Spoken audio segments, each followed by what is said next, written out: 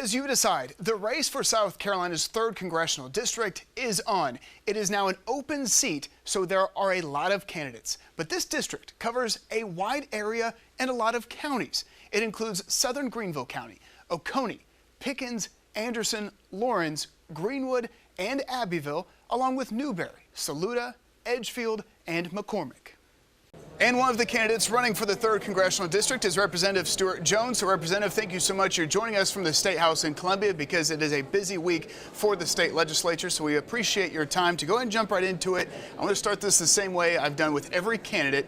Why run for Congress?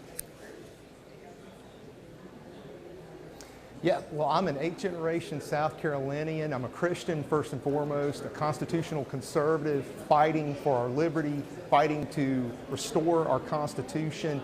And you know, everything I've done at the local level as a county councilman, everything I'm doing now at the state level over the past 5 years, you know, we've had some incredible victories. And so I want to take a lot of that to Washington. For example, you know, we passed the heartbeat bill, constitutional carry. You know, we fought for election integrity. I was actually the sole sponsor, the author of the bill to stop the Biden vaccine mandate in South Carolina. And so I want to take the 10th Amendment to Washington. You are also one of the founding members of the state's Freedom Caucus, one of the most conservative wings of the Republican Party.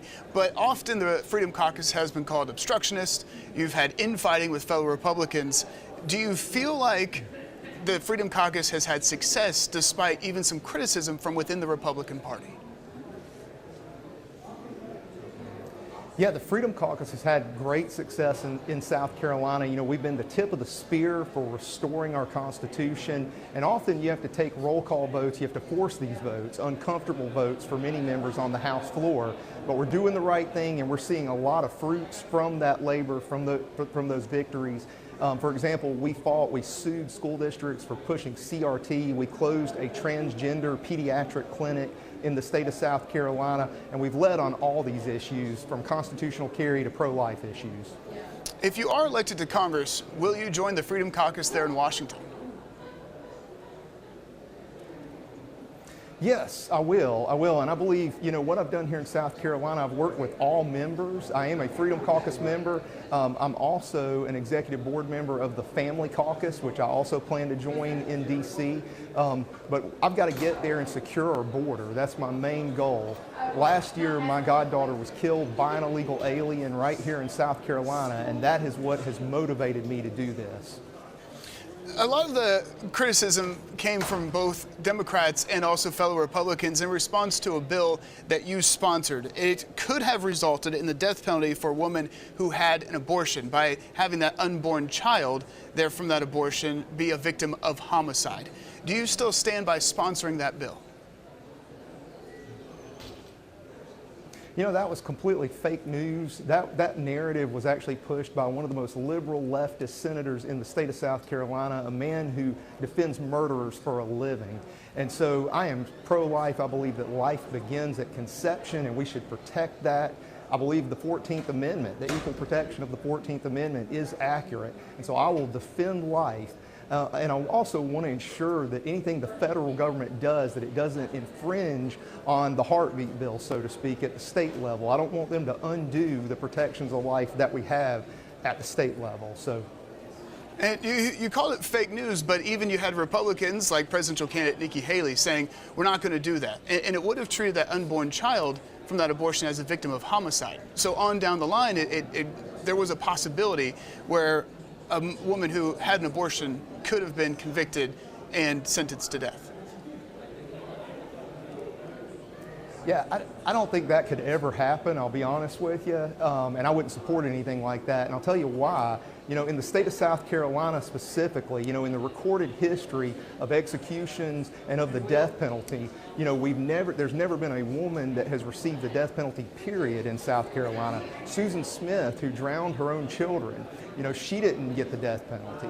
So the likelihood of that happening is far-fetched. What it was is the South Carolina Senate was trying to find some kind of scapegoat to take out on the most conservative pro-life legislators in order to make themselves seem more reasonable. That's what it was.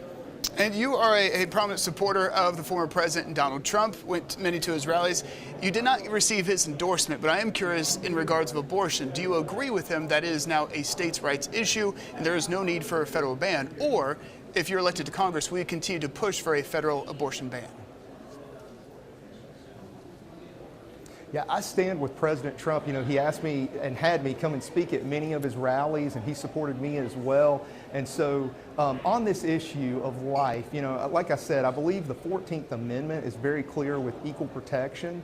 But I also believe that the 9th and 10th Amendments to the Constitution are ultimately the foundation of the federal government. You know, true federalism means the states control the federal government, not vice versa. So I believe we've got to, anything we do at the federal level, we can't infringe on the 9th and 10th Amendment at the state level. And really lastly here, you had said that one of your missions in Congress will be to slash the debt. How would you go about doing that with such a slim majority in the House currently? Yeah, you know, we've been able to move on these issues. When I started in the South Carolina House in 2019, there were really only a handful of us that were pushing for these more conservative issues. And in 5 short years, we've been able to have tremendous wins on those things. And so I'll take that same attitude and that same experience to Washington, to D.C. You know, we can balance the federal budget in 5 years. The way we do that is the penny plan. You can actually cut 6 pennies from every federal dollar and balance the budget. Then we've got to go after the debt. So I support the debt commission. I'm also a big advocate for America First policy. You know, we've got to stop sending money. We've sent $165 billion to Ukraine, $165 billion. Do you know how many border walls we could have built, or how many great things we could have done in our country for that money? So I'm going to return it back to America. All right, State Representative and Congressional candidate for the 3rd District, Stewart Jones. Mr. Jones, thank you so much. Thank you so much. Have a great day.